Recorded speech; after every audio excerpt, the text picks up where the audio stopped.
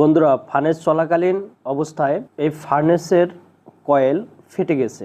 আপনারা দেখতে পাচ্ছেন এই পানি বের হচ্ছে। এটি কোথা থেকে বের হচ্ছে এটি আইডেন্টিফাই করা হচ্ছে। দেখে মনে হচ্ছে কয়েলের ভিতর সাইড থেকে পানিটা আসতেছে। এই অবস্থা দেখে মেটাল ট্যাপিং করা হয়েছে। বাটটি ঠান্ডা হওয়ার পরে তারপরে কয়েল দেখতে হবে কোথায় লিকেজ হয়েছে।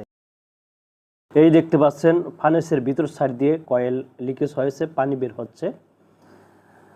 একটু জুম করো, এই দেখতে পাচ্ছেন স্পষ্ট দেখা যাচ্ছে। এখন চেক করা হচ্ছে কোথা দিয়ে ফেটে গেছে, কত জায়গায় ফেটেছে।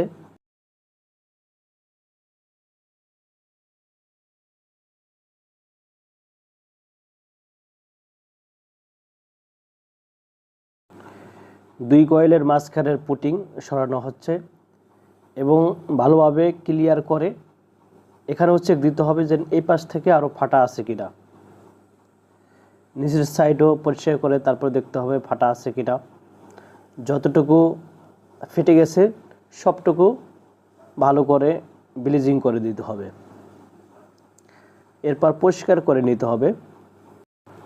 কয়েল ফেটে যাওয়া স্থানে ভি আকারে ডিপ করে নিতে হবে, যাতে ব্রাজিং করার পরে জয়েন্টটা খুব শক্তিশালী হয়।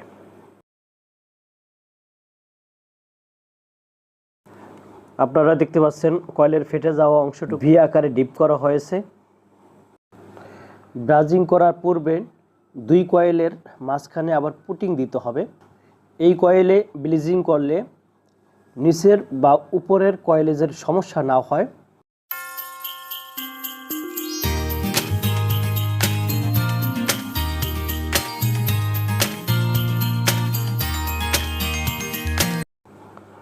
ফেটে যাওয়া অংশে এখন ব্রাজিং করা হচ্ছে। এখন কোনো ভিডিও স্কিপ করবেন না। আপনি যদি অরিজিনালি শিখতে চান এই 10 মিনিট আপনি ধৈর্য সহকারে দেখেন, আপনি দ্বিতীয় ভিডিও দেখতে হবে না। এই ভিডিওটি আমি 2 মিনিটের তৈরি করতে পারতাম, কিন্তু এটি কোনো কাটছাট না করে একেবারে শুরু থেকে শেষ পর্যন্ত দেখিয়েছি। কারণ আংশিক শিখে কোনো লাভ নেই। যা কিছু শিখবেন একেবারে ভালোভাবে শিখতে হবে।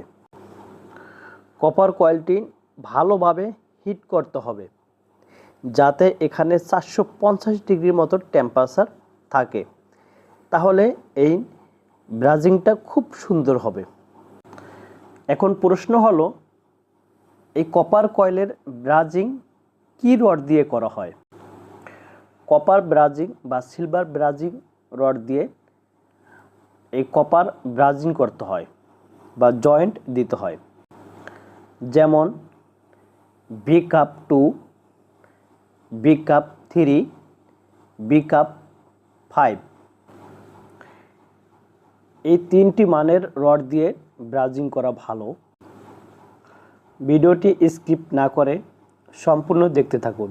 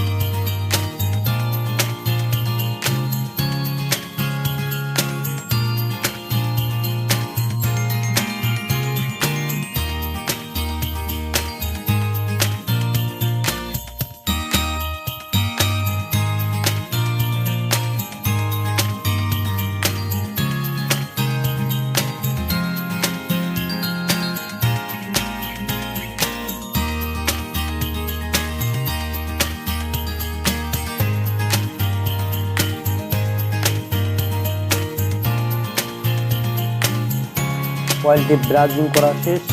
এখন পানি ছেড়ে দেখতে হবে যে কোনো পানি আবার লিকেজ করে কিনা।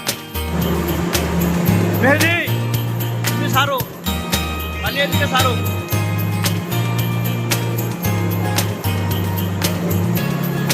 হ্যাঁ সারো,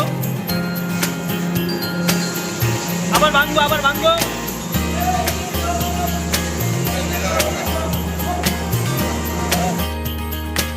এই কয়েলের যে অংশটুকু ফুটিং যে ভাঙা হয়েছে, এই কয়েলটা ভালোভাবে পরিষ্কার করে আবার কি করা হচ্ছে, বার্নিশ করে দেওয়া হচ্ছে যাতে কোনো সমস্যা না হয়।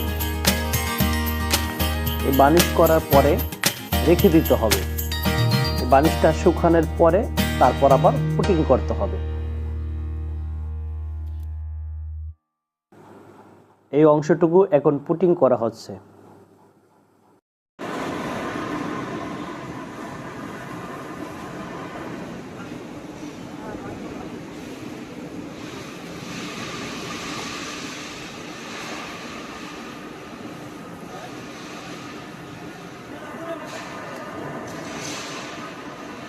এই পুটিং করা শেষ হলে এটি শুকানোর জন্য 10 থেকে 12 ঘন্টা অপেক্ষা করতে হবে।